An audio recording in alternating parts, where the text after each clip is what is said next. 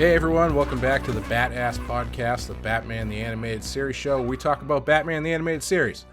My name is Clay, and with me as always is... Sean Murphy. I am your Huckleberry. You're no Daisy at all, Sean. And this is the final episode of our first season. And if you're listening to this, that means that we've finished and we've edited and we've released all of the episodes at once, trying that out as an experiment, see how it works. And what we're going to do is, once these are out, we're going to give a little time, and then we're going to do Batman Mask of the Phantasm for our next show. And in that time, if you have any questions or comments or feedback that you want us to address on the show, you can send those to battasspodcast@gmail.com. That's BATTASSPODCAST, right? Yeah.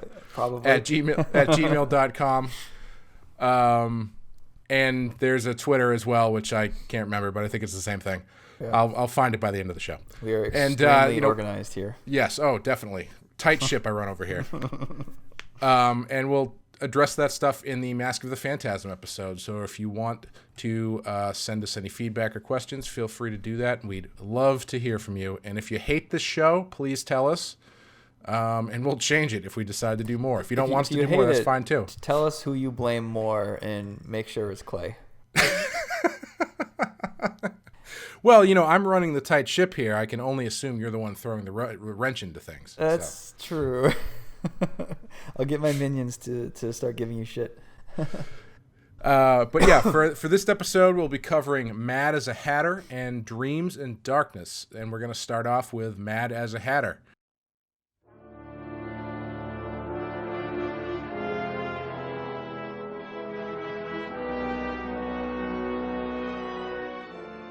Mad as a Hatter was written by Paul Dini, directed by Frank Power, and in it, miserable Wayne Industries scientist Jervis Tetch, that's a hard one to say. Yep, jerkface, McFetch, whatever. Is unable to pursue the girl he loves, Alice the secretary.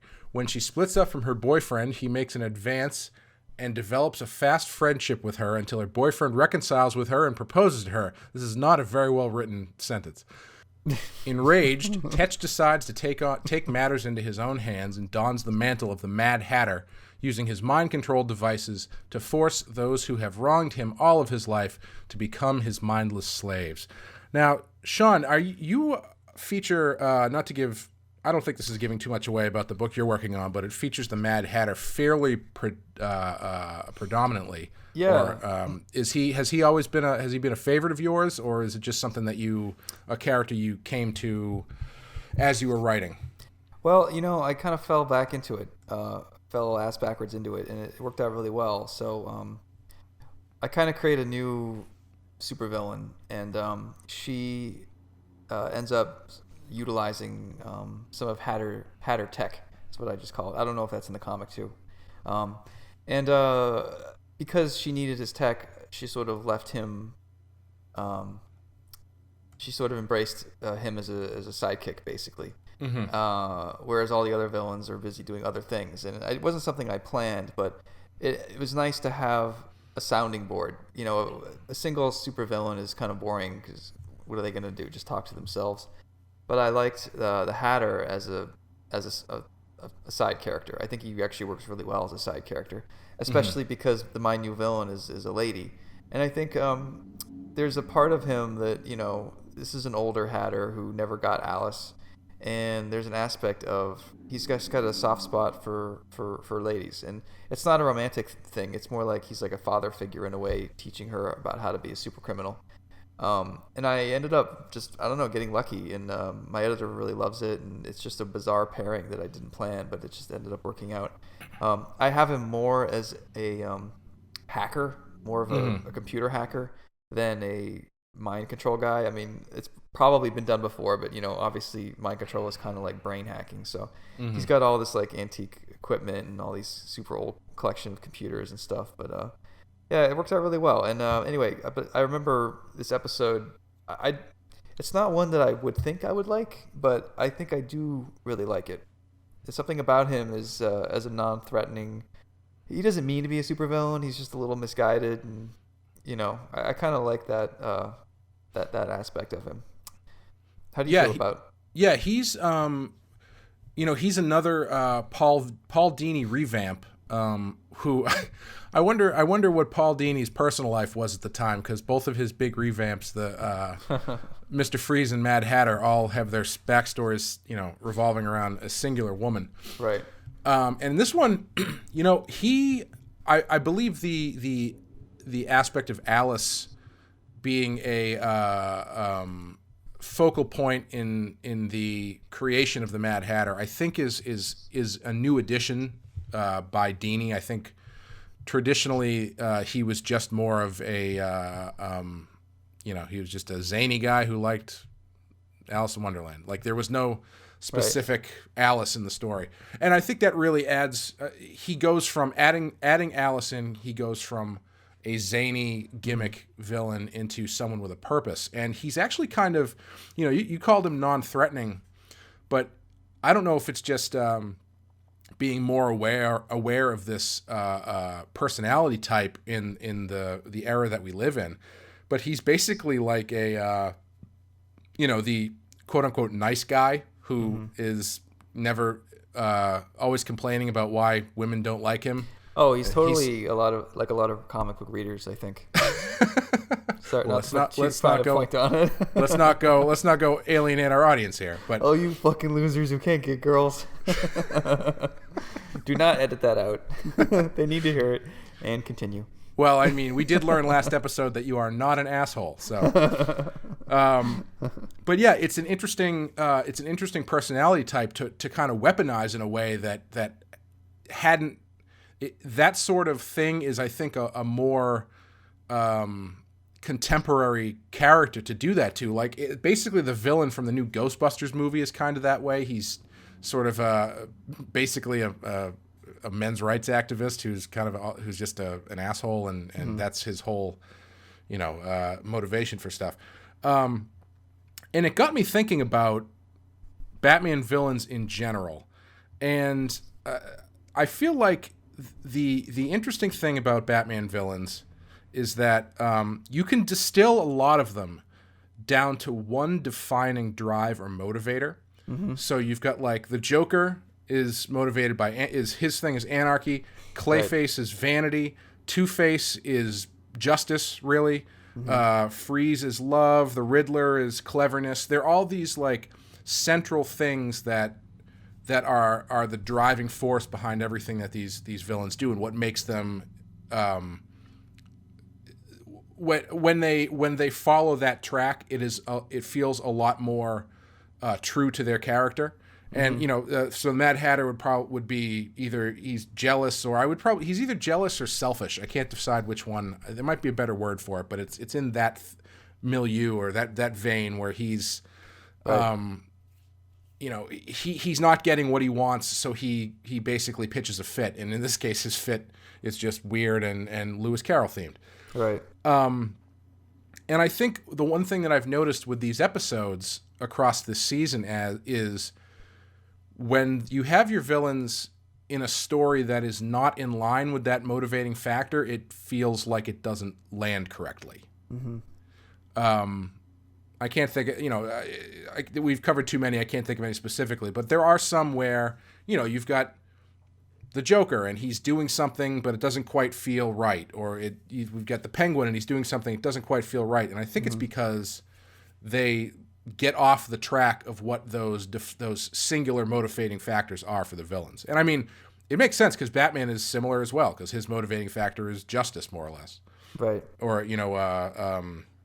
I guess revenge. I don't know. Yeah. Huh. Go ahead. Oh, I was just sort of doing some research while you're talking about Lewis Carroll.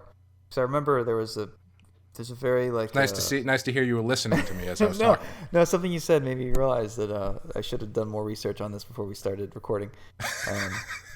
You realize this is the last episode of our season, right? I know, but the Mad Hatter will be back, and when we do another season, we can talk about it, the Lewis Carroll thing even more. Wait, so you're not even going to bring up what you just looked up? Oh, no, I am. Okay. I'm defending myself first. The thing that I really loved about this was how meta it is, or how referential it is to Lewis Carroll himself, whose name is Charles Dodson. And again, I'm just briefly reminding myself of the things that I used to know, but there's a lot of rumors about him being in love with the 7-year-old named Alice Liddell.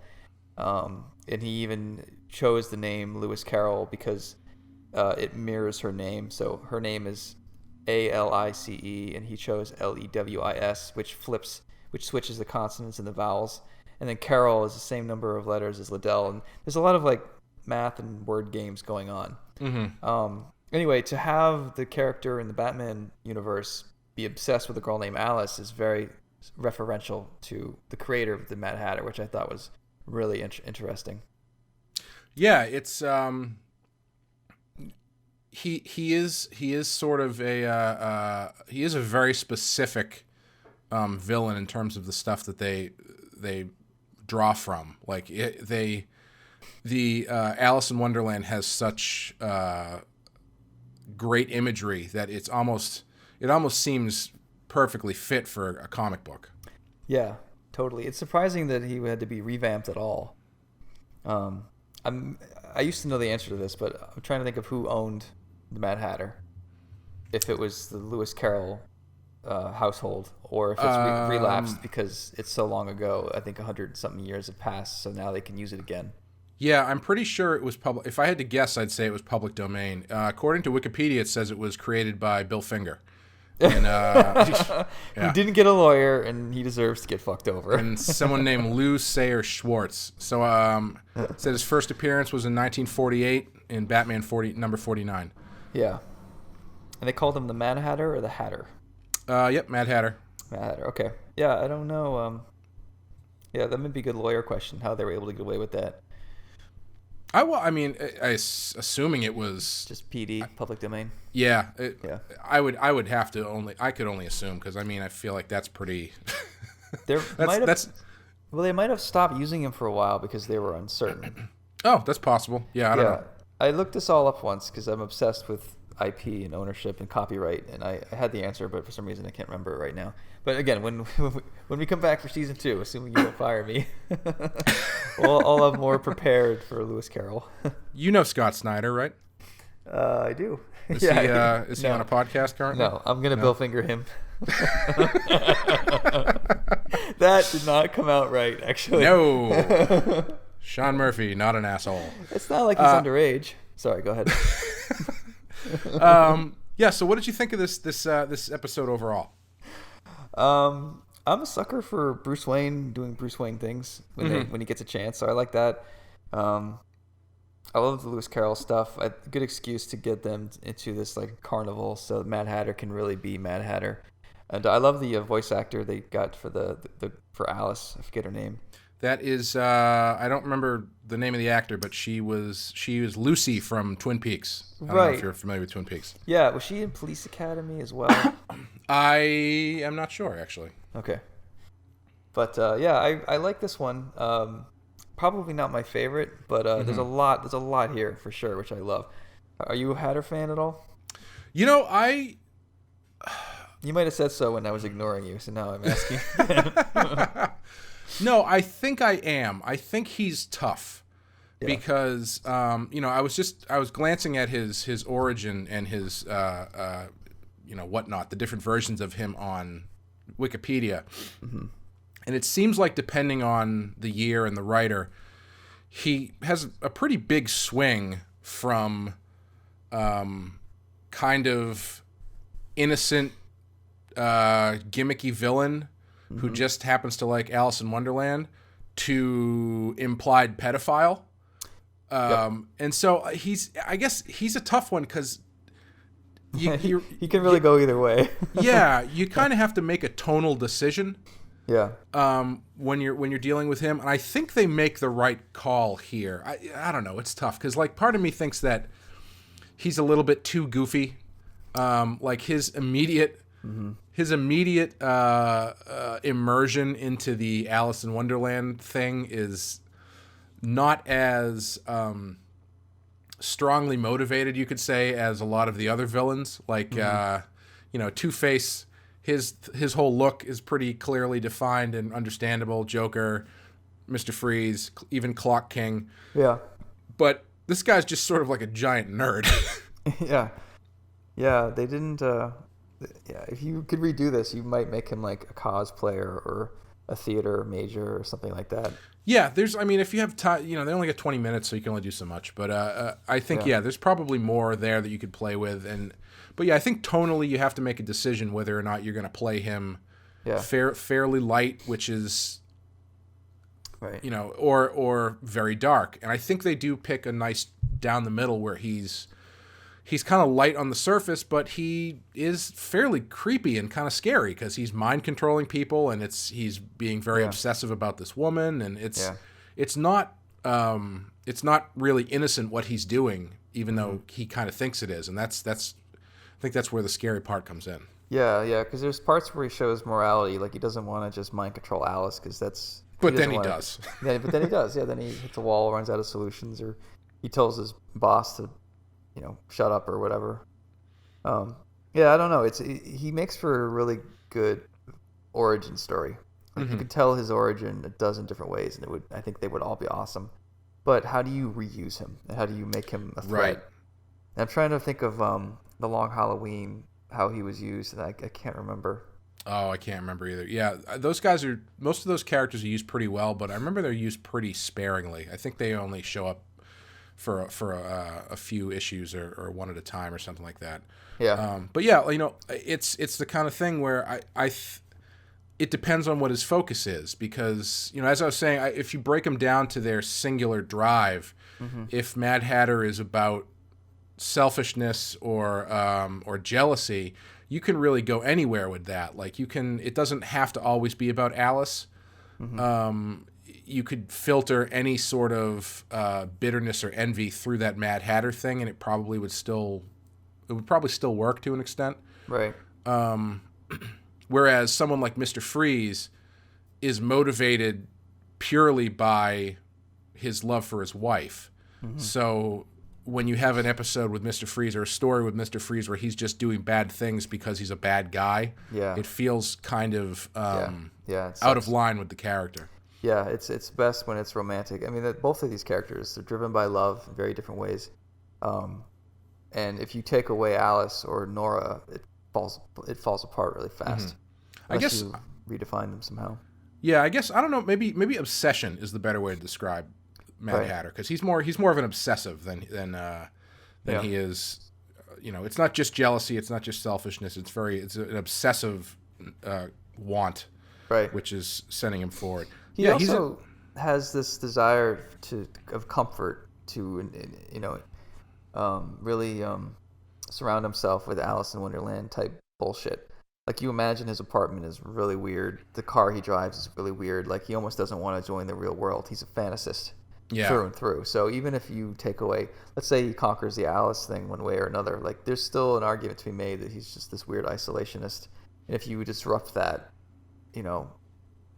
if his world starts to blend with the real world in a destructive way, that's when he becomes a villain, Yeah. You said there's an aspect of comfort to his thing, and I think that can be very creepy and scary. The first thing I thought of was, do you remember in Drive where Albert Brooks kills Bryan Cranston by slicing his arm, and he does it like super fast, and then after that he's just like, it's done, it's over, just let it happen. He's like very calm about it and very comforting while he's just murdered this guy. Right. That's the kind of thing I imagine Mad Hatter doing, where he's gonna kill you, he's gonna do something horrible to you, but his demeanor is going to be light and very comforting as it happens. Yeah, it's not what he does, it's how he does it. Exactly. Yeah. And with him, he does it with giant playing cards and people in walrus suits. Yeah. It's always funny to me that I'm watching the cartoon in the background right now, that the way that they animate things, if it's cell shaded, it's going to move.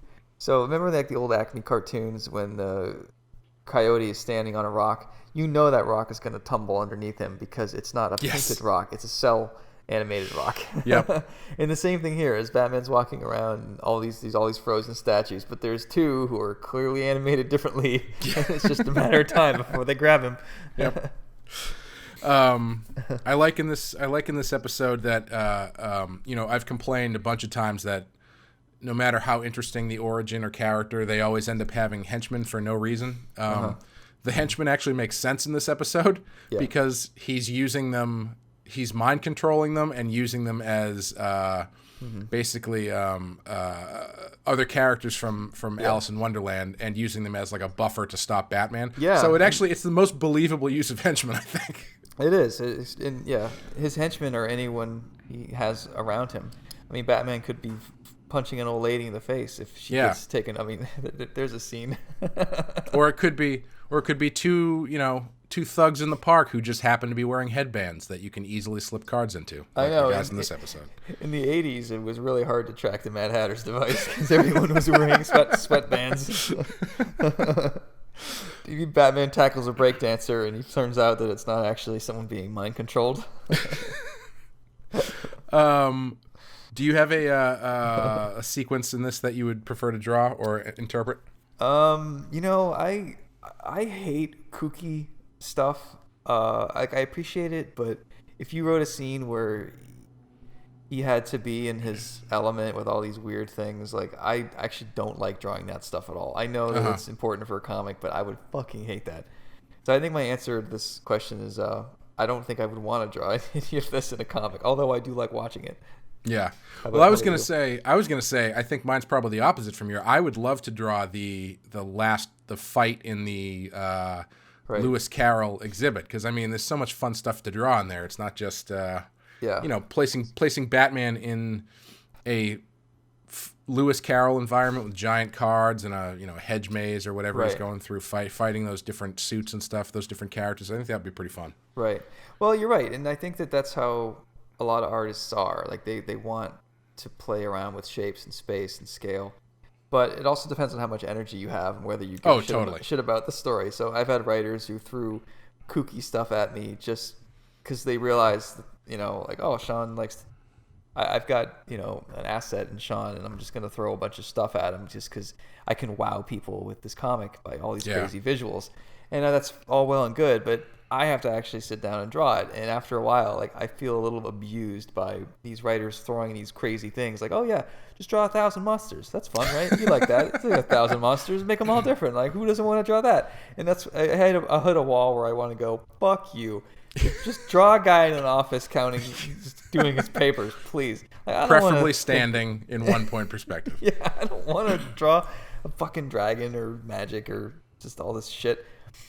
Yeah, I think a lot of that stuff comes down to time too. Like if you're on a deadline and you get to like a two pages where you have to draw every character under the sun, then it's not as fun. Then you're like, you know what? What if all of these guys are just standing under a shady tree? Right. Yeah. No, that's funny. A lot of, and I think we did bring this up in a previous episode. Artists have a list of things they won't draw, which I think is genius because I never thought to do it, and only now am I starting to sort of throw my weight around where I'll call Scott and say, hey man, I want to draw this whole thing, but this is going to take 2 months. Can you ease up on some scenes and can you just blow your load on the last scene? And I'll focus on that one, but I need you to tone down some of this other stuff because you're driving me crazy with this, and he'll do it. Yeah. And I mean, I think a lot of something that I think I would like to think that writers do think about this, but they might not, and I know a lot of people probably don't think about it, is any time that you have to do that, you have to design and create a new thing. There's like if you're watching a cartoon, right? There's a reason that most cartoons reuse the same backgrounds, because when the Simpsons go to New York, the episode takes twice as long to do because you have to create what the Simpsons version of New York looks like. For every scene is a new background, every scene is new characters, and it takes a lot of time. Yeah. And it's funny.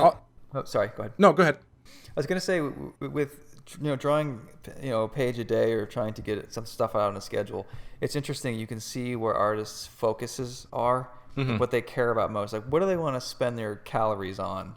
if they have 8 hours of effort, what are they going to lock in on? And for some guys, like Adam Hughes, like he does women, facial expression and hair and all that stuff really well. Other guys are better with action scenes or character designs. Like they focus all their time on every rivet of every costume of every jacket or whatever. And I think that's awesome, but you really can't spin all those plates equally at the same time. Like for example, one thing I noticed about myself is I don't like costume designs. I tend to just design stuff very basic because my line work is so crazy that the detail of a jacket will come in. If a plain leather jacket, the way I draw it, is going to look very busy already. Yeah. That's interesting because your designs are pretty good. I mean, now that I'm thinking about it, they are fairly simple. Yeah, and I just don't like keeping track of buttons and costumes and. Oh yeah, I hate that shit. I do a lot of high collars on my character for some reason. Like I'm trying not to do it now, but you hate drawing necks. Yeah, well, it's also I like hiding characters too, and necks are things Sean won't draw: buttons and necks. If I see a neck, I just want to choke it. But I find that I really focus more on background and trying to design a building or a walkway or a train. That's kind of where my calories get burned up. And by the time it's time when I need to draw a girl or draw her hair, I'm like, fuck, like I just don't have it in me to draw her perfect curls the way that Adam Hughes would. But that's what's so cool about his art is he loves that stuff, Yeah, I find I tend to, I don't know if it's just because I don't feel as confident doing background stuff as some people do. I mean, your backgrounds are consistently amazing, and thanks. I end up focusing on more of interesting compositional layouts for the people involved in the scene. Right. But I feel like I get worn out doing that sometimes because I do have to push myself, and I do end up doing backgrounds that I probably wouldn't be normally apt to do unless I'm taking a step out of my comfort zone, which you should do. Yeah. For sure. But yeah, sometimes you just get burned out on doing even the stuff that you like. I was telling you recently that I was starting up this new book, and the first couple pages were was like pulling teeth, and I just couldn't figure out why. Yeah. That's brutal, man. And I just moved into this new house, and I have contractors and people interrupting me all fucking day. Yeah. I haven't had a good, clean, straight 10-hour day for a few months now, and I'm doing pages that take a lot of concentration, and especially when you draw really loose, like you need to focus because your inks need to be there. Right. Your pencils are half-assed, at least mine are. So like I totally get I have like a list of things that will knock me off my rails that I just try to be aware of, and I was curious about yours, or what was kind of setting you back lately. I don't know. I feel like I had it was extra frustrating because I had just finished a book. I had finished the 5th issue of the book I was working on, so that I was done with that story. Right. And I was moving on to the next project, and it was just, I don't know. It was extra frustrating because I had finished the book. It was all done, and I felt like the pages I had done for that book were some of my best work. Like I felt really good about them, and then moving into this next thing, which arguably should be much more in my wheelhouse because it's more it's moving from sci-fi to more ground level natural stuff. So lots of instead of taking place on bright Mars, it takes place on dark alleys and stuff. Right. Well, that could be a thing that would throw me off too. Is if you're used to doing a clean set and you're really the lines that are in your head for months are these kinds of lines with these kinds of colors, and then suddenly you got to do a scene in a dark alley. It's like, wait, how do I spot blacks? And you have to sort of relearn this stuff that you put to the side, and that can be a clusterfuck. Yeah, I think that's part of what it was because I had done the first page a couple months ago because I had a little time to kill between books. And I felt really good about that one because it was like a splash page, and it was in this alleyway, and it was kind of like a nice shot of this main character, and I thought it came out really great. And when I moved on to these new pages, I kept looking at this other page, going like, "What the fuck? Why did it work here? But why is it not working now?" Right. And I think that's part of it. Is it's just a different set of. It's a different file in your brain. Yeah, like a file cabinet, Yeah, I think it's starting to come back. I'm 2 or 3 pages in now, and I'm feeling a little bit better about it. But it was it was depressing. Like it was. That's too, and then the emotion sits in, and then you feel like you got 3 pages you forced yourself to do, and you're not loving them, and now you're trying to do page 4, and you're like, oh God, what about these other 3? Can I just redo those? Yeah. Yeah, it's funny. Not to get like too introspective and shit, but like there's a point where I'm doing this page, and I literally was thinking to myself, why am I doing this? Why don't I just quit? I'm not good at this anymore. I should just, I clearly hit the top of my game with the last issue of the last book. Yeah. Why don't I just pack it in? Yeah. And then when I finally finished that page, I went, this is pretty good. Yeah, looking at your texts, because you guys go back, like sometimes I'll check my phone and it's like 60. So I'll try to catch up on what's been going on through the day, and I start to catch yours because you're in red for some reason, so you're easy to spot. And I see your day deteriorating text by text, and I'm like, man, should I call him? Is he on a ledge somewhere? Yeah, it was just one of those things where it's like, you're making certain choices, and at the time it feels like they're not working. Yeah. And so it makes you feel bad. It's like, well, fuck, I'm going to have to go redo this whole page or this whole panel. But then you get to the end of it and you're like, well, this isn't as bad as I thought it was. And sun's going to come up tomorrow and it's going to be fine. Yeah, for sure. It's funny. Like the list of things that set me off is like, if I have to work in a new location, interruptions suck. Doctor's appointments, family drama, day-to-day life sucks. Yep.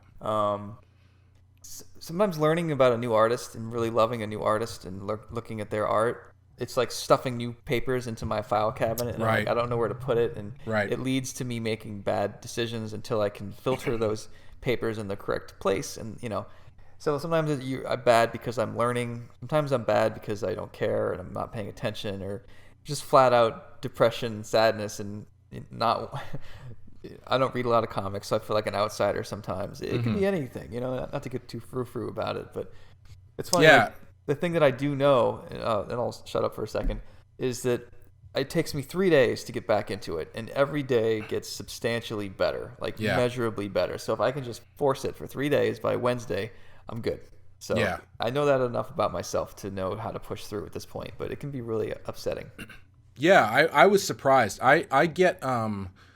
between books, I usually hit a bit of a down spiral, just generally, because it's like you're coming down off of this. It's like it's kind of a roller coaster, because you spend your whole time on this other book, you get to the top, and then you go down, and then once you get to the bottom of the hill, you got to go back up again, and you got to start over. It's like, well, shit, now I got to do layouts drive me nuts, because that's where the work is, So you actually have to put in the time, and it's difficult.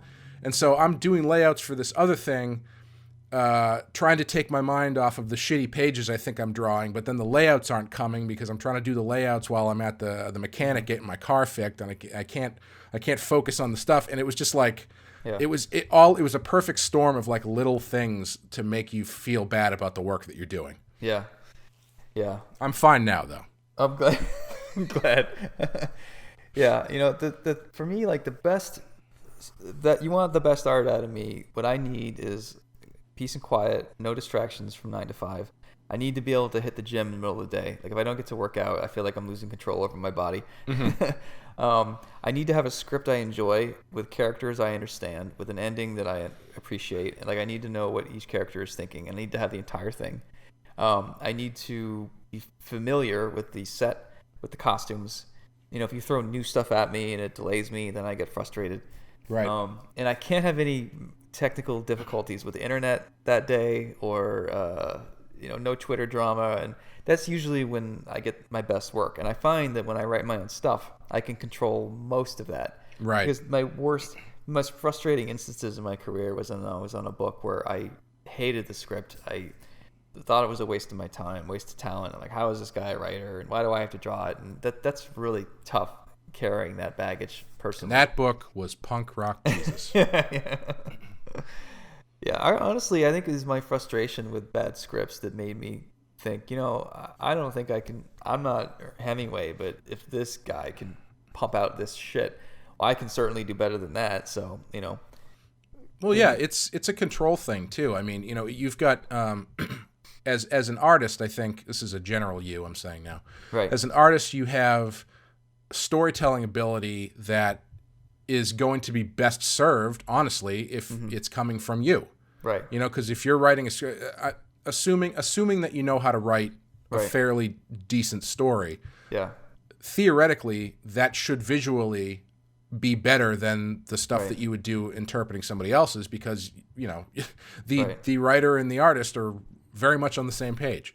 Yeah. That connection, because there's usually a downgrade when you pass a script off to an artist. There's always going to be disconnect where you can do the best you can, but you're inevitably going to miss certain things. So what is an A script can only be, a B script unless you can fix it in your own way. Like, I just feel like there's a natural downgrade of some kind.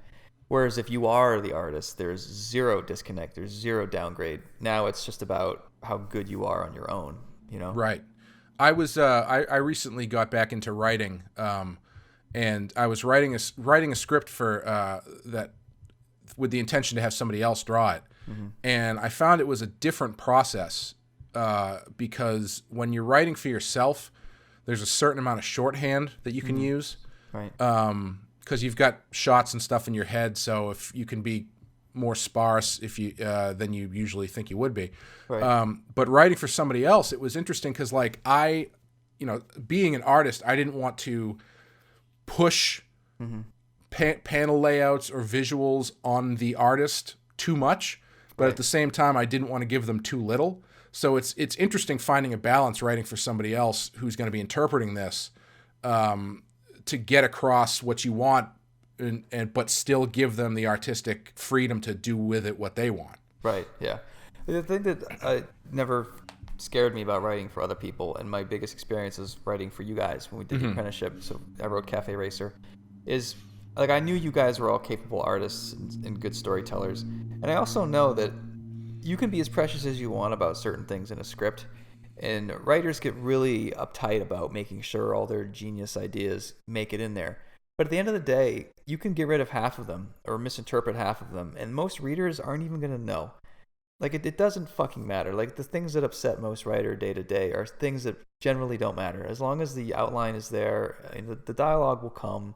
If the art's good and there's, splashy things happening here and there, people are going to come away happy, because comics readers are rooting for you because they don't want to believe that they're reading an antiquated art form that's quickly dating itself. Like, they're in your corner, You give them a B-level book, they think it's an A-level book, So that's the kind of thing that makes me sort of not sweat that stuff, to be honest, is because I've taken bad scripts and made them much better, and I just assume that the writers or artists I work with will be able to do that with mine as well, Yeah, I think that's the thing. As long as you have confidence in the artist, you're gonna end up with a good product most of the time. Yeah, and honestly, like, if it's a bad script, can be fixed by good art, no problem. Great script can be destroyed by bad art, and I do think at the end of the day, it's a visual medium. I probably have more. You and I probably both have more respect for the scripting process than most artists do. Because we're kind of do-it-yourselfers by nature, and we like writing.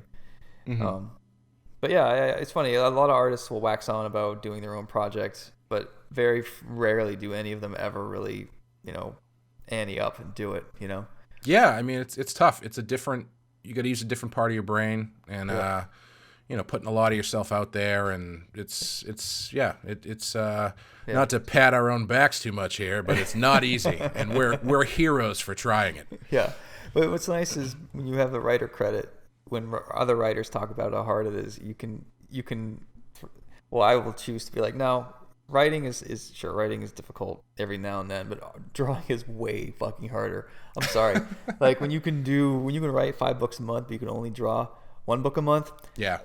Hour per hour, technically speaking, writing is way easier. It's 1/5 the task of art, by my math anyway. So I don't have a whole lot of sympathy for writers sometimes. I look forward to all the angry emails we get from the writers out there. Oh, yeah. Anyway, speaking of writing, not really. What would you rate this episode? Yeah. I'm gonna go a 3, but I would say a high 3. How about you? I'd go 4 with this one. I like this one a lot. Yeah.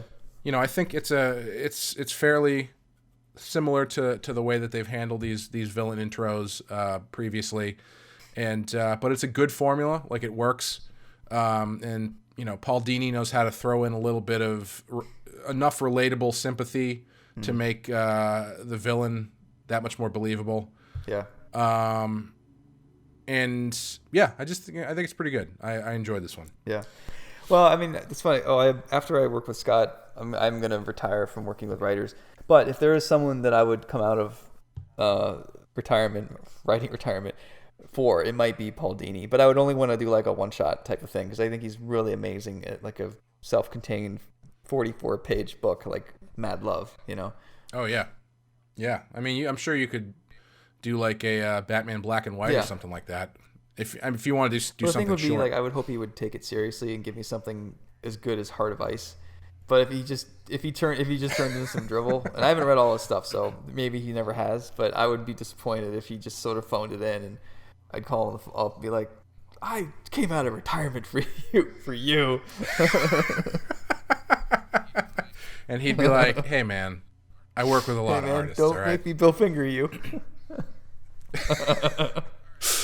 All right, so that's gonna wrap it up for Mad as a Hatter, and we're gonna take a quick break and come back with Dreams in Darkness.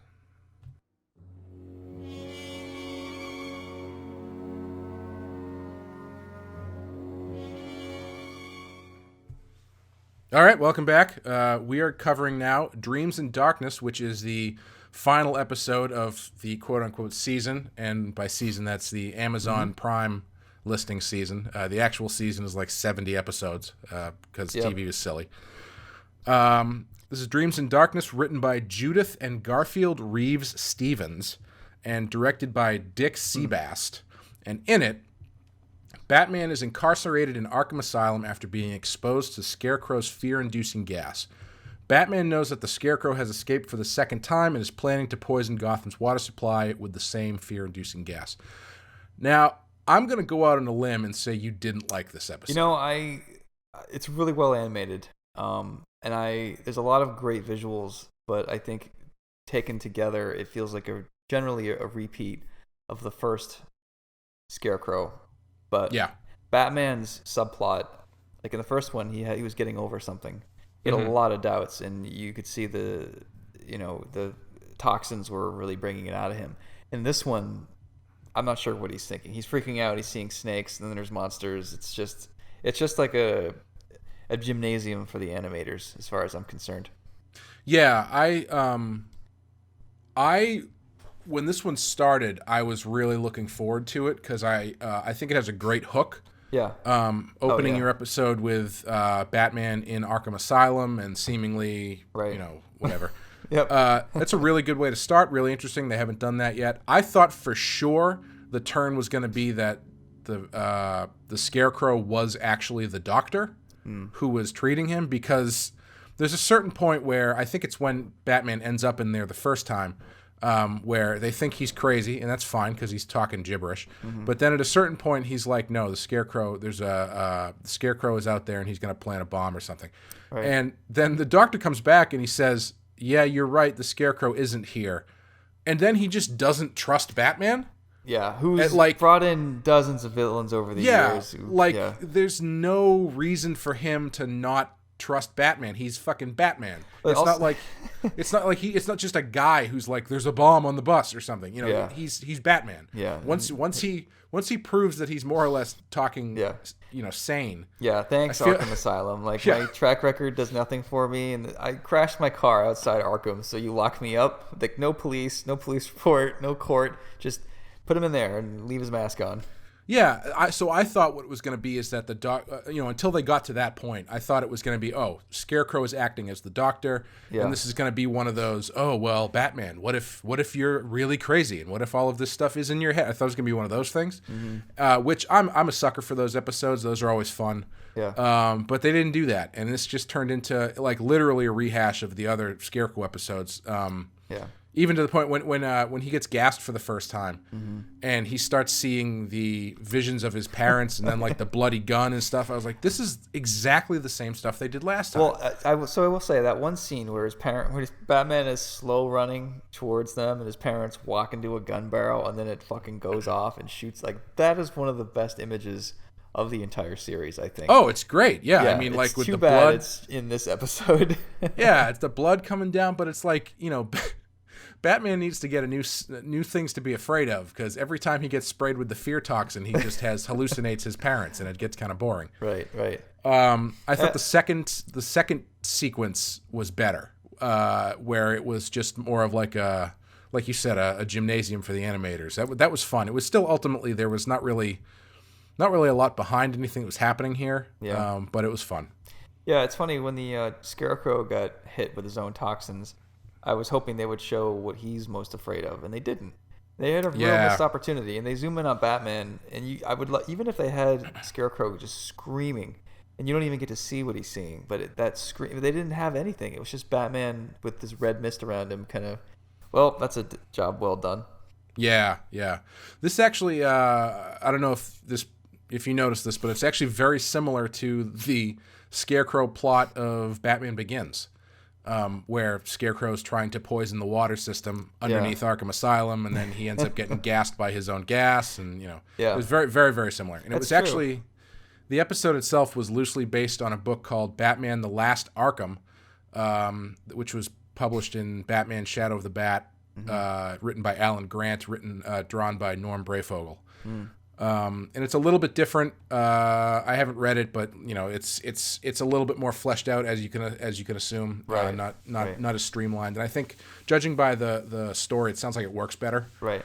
Yeah. Go ahead. I was gonna say, with the bit about Arkham being sitting on top of some kind of a spring that feeds Gotham, there's something really interesting in that. I mean, if you had done a whole series of like the reason that Gotham is cursed, quote unquote, is actually this like biological reason of where it's situated. Like, it's not Indian burial ground, but Hatter's got something there that won't go away, and it's constantly fucking with Arkham, the brain of Arkham. Like that, there's probably like a 6-issue series there, and a good reason to use the Hatter, and have him, like you said, he's the doctor, and no one knows it for a while, because as soon as they enter, like they see what he wants them to see, and that's amazing. You mean Scarecrow? Yeah. Sorry. Yeah. But again, ball completely dropped. Yeah. How do you feel about the voiceover? Because Batman has an extensive voiceover in this episode. That's sort of like a flashback thing, and it's very. I don't think they've done it. It's very sleuthy. I don't know.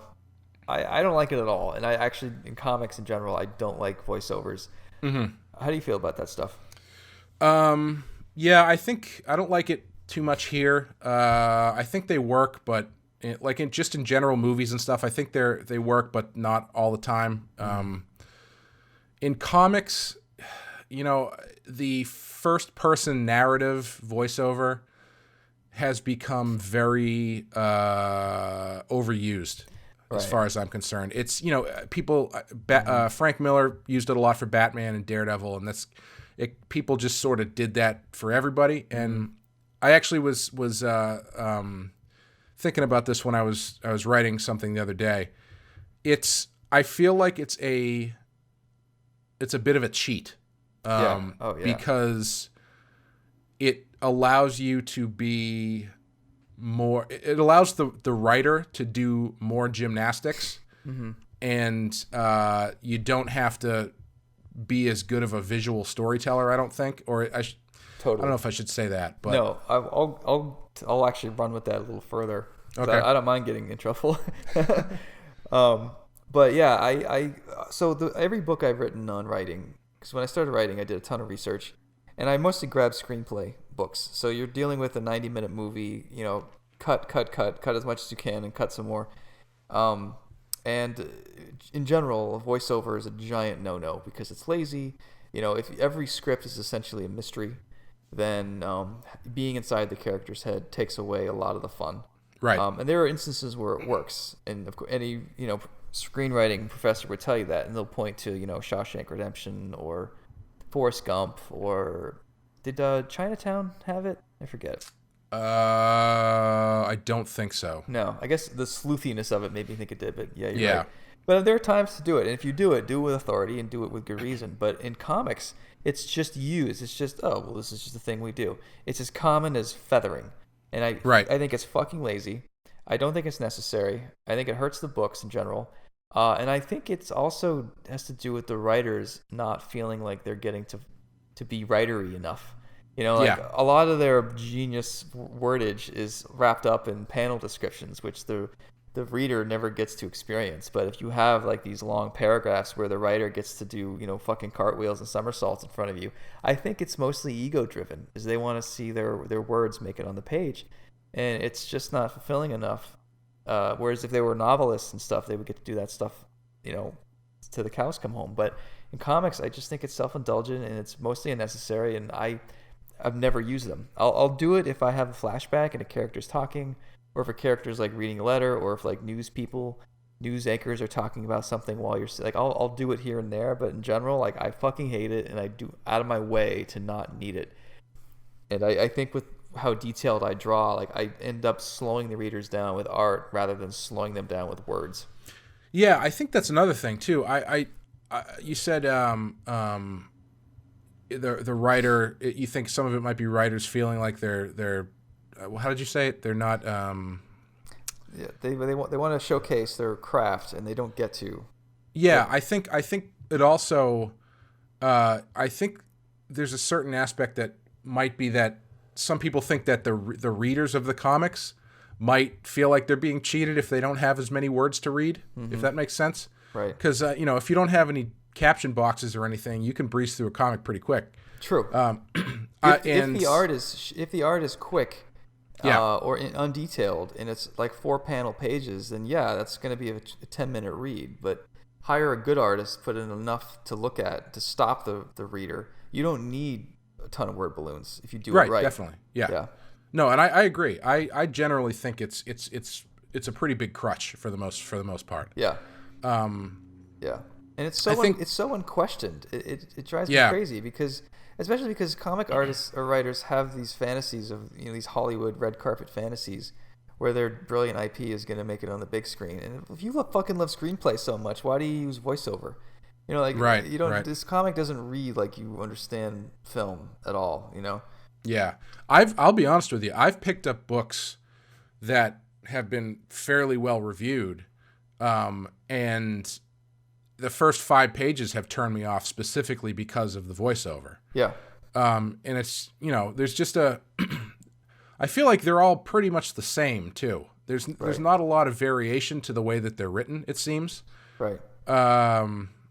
It seems like they're either, uber dark, like it's, being flowery writing about Gotham City and how black it is, mm-hmm. or it's kind of like whimsical and tongue in cheek a little bit. And that seems to be it. Right. Well, so with Forrest Gump, it works because Forrest's voice is disabled, and what he describes is a very simple way of looking at a very complex situation. Right. So, Vietnam is horrible, but hearing him talk about the rain in Vietnam, well, there's a really nice juxtaposition there. So there's a voiceover you can keep, of course. And even some of Frank Miller's stuff, like Sin City, the hard of nails, super hard as nails type of voiceover kind of fits the book. And there's a similar argument to be made for his Batman stuff. So I've seen it work, but generally the voice of the narrator or voiceover isn't special enough to justify. It's not showing you anything different than what the art is already showing you. Right. Most of it ends up feeling like the Blade Runner voiceover. Yeah. Oh, yeah. Good example. Yeah. Yeah. Yeah. You're right. It is strangely unquestioned. Yeah. And it is. Yeah. And I shy away from bringing it up on Twitter because you really can't get into it with 140 characters, but that's why I like talking about it here. But yeah, it just drives me crazy how accepted it is. And it's like, well, it's a voiceover. It's a comic. We do voiceovers. Like, right. You're just like, how dare you even go there by asking the question, I don't even like having like a 5 years ago or Gotham City, 6:21 right. p.m. I don't even like that shit. Like, I like to challenge myself. Like, if it's a certain era, zoom in on a newspaper to show a date or a clock or a time or a certain kind of Right, car. right. Anything. Like, be fucking creative. Like, it's just as lazy as hell to just put type on the page. But I admit, I do that in page 4 of my Batman. Like, it starts off... Sean Murphy, like, not an asshole, but a hypocrite. I know. Well, I've never done it before. And my editor in Punk Rock Jesus made me do it once, and I fought her really hard. But she wanted like a 35 years later type thing, and I thought the reader was smart enough to figure out it is 35 years later. Like, you don't need to have that there. That's just stupid. Yeah, those things I don't mind as much. Like, some location changes, especially if they're locations that aren't easily identifiable. Right. It's always nice to just have, a check-in to tell you what's going on. Mm-hmm. But yeah, even just general captions, narrative captions, I'm not a huge fan. Because you fall into the same trap. It just overwriting in ways that you don't need to do it. Right. I think, like, for Guardians of the Galaxy, it makes sense because it's kind of there's a cheesy element to it, so why not throw it in there? I've seen Scorsese do it ironically.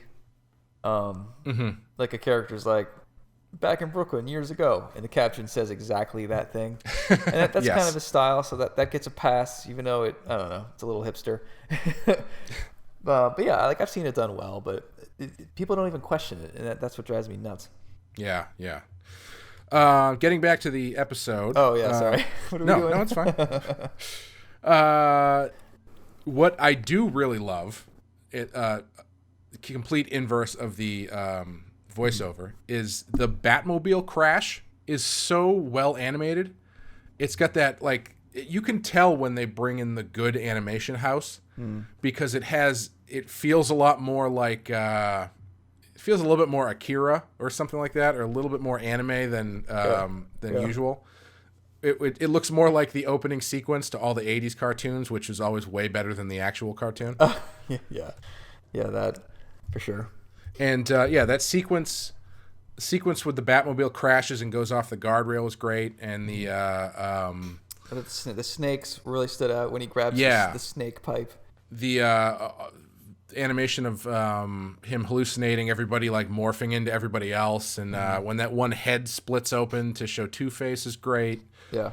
And so they really got their money's worth out of their animators. Oh, they refer to the Joker as Jack Napier, which I was surprised to hear. Yeah, that's why I use Jack Napier in my book. I just assumed that was his name, but everyone at DC was like, "Are you allowed to do that?" And I thought, "Why isn't that his name?" Like, my knowledge of Batman comes from this cartoon, so I assumed that was the deal. But apparently, we don't know who he is. There's like 3 different Jokers now. Is that a thing? Oh, that's weird. As far as I know, I read that they were planning on having a in-canon origin for the Joker, but I hope they don't, because that takes away a lot of what's great about him. Yeah. I mean, I don't know what else there's much I feel like this is the 3rd try at Scarecrow, and they still haven't really found it yet. Yeah. Starts off really good, but then it just turns into a normal Scarecrow episode. Yeah. It's funny, the bones of the intro episode were good. The animation was weak. The character design was weak. And there was some goofiness to it that hurt it. Like, I think if you blended these 2 episodes together, you would have a really good origin story for him. Yeah. And if you mix in the 3rd costume, especially. Yeah, we can just forget about the giant condom head costume altogether, because that costume is terrible. Yeah, he got Bill fingered. Do you have a sequence in this that you'd want to draw? The gun sequence with his family. I think you could do a really good sequential, like 2-page spread of that. That'd be fun to do. How about you? I don't know, actually. Nothing really stood out to me in this one. I hate to end our season on a blah note, but what about Batman incarcerated in Gotham? I was actually just gonna say that. You do that. You do shadows and stuff really well. You could nail that. Thank you. That would probably where I would go to is Batman in a straitjacket freaking out in a jail cell would be pretty fun. Yeah. For sure. You want to rate this one? Yeah. I'm gonna go. I don't know. I was gonna say a high 2. The animation's great. It might pull it into a 3, but I'm between a 2 and a 3. Yeah, I'm gonna go 3. Because I think it's pretty good. if you're not watching them back to back to back to back and you haven't already come across 2 lackluster Scarecrow episodes, this one's pretty good. Yeah. But yeah, I think it has potential. It had potential to be really great, but then it just ended up being kind of like a normal episode. Yeah. So yeah, that's about it. Yeah, for sure. And with that brings us to the end of our season. Yay. And like I said at the top, if you're listening to this, that means that all of the podcasts have been edited and released. And we're going to take a break before we come back with another episode where we're going to cover Batman Mask of the Phantasm, which I'm very excited about because I haven't watched that movie, I think, since it came out on VHS. Oh, man. I saw that shit in the theater alone. It was awesome. No regrets. And so if between now and then, if you have any feedback or comments you'd like to send it to us, and we'd love to hear it because we don't get any because we're releasing these all in one big chunk. We have no idea what you think of us. We have no idea. If you hate it, we want to hear it. If you love it, we want to hear it. If you have questions, we want to hear it. If you have suggestions for a new co-host, that's fine too. You can send those to battasspodcast@gmail.com, or on Twitter, you can follow us at BATTASS Podcast, BATTASS PODCAST. And yeah, I think that's going to do it for our first season. What do you think? Do you want to, depending on how people respond to this, do you want to keep doing this? Yeah, so my book is, as of today, they're going to release it in the fall. So it got fast-tracked. So a lot of the stuff that we're talking about, like, I can probably open up more if we do season 2. Mm-hmm. But yeah, after we do, maybe like towards the end of summer, we can start recording again. Cool. Yeah. No, that'd be fun. Yeah, there's I have some of the other episodes I've edited down because you waxed on about your book that isn't coming out for another 5 months, and Yep. and you didn't want to give a lot away, so maybe I was thinking about releasing, after the book comes out, releasing like some unedited versions of the show or something, but maybe we'll just save it and we can just talk about it all again in season 2. Yeah, we could do that. Yeah. All right, well, thank you guys. I hope you enjoyed this, first season, and please get in touch with us, and hopefully we'll see you for Mask of the Phantasm and Batman season 2. Sounds good, man. It's been a fun journey. Yeah. Thanks a lot. We'll talk to you guys soon. Bye.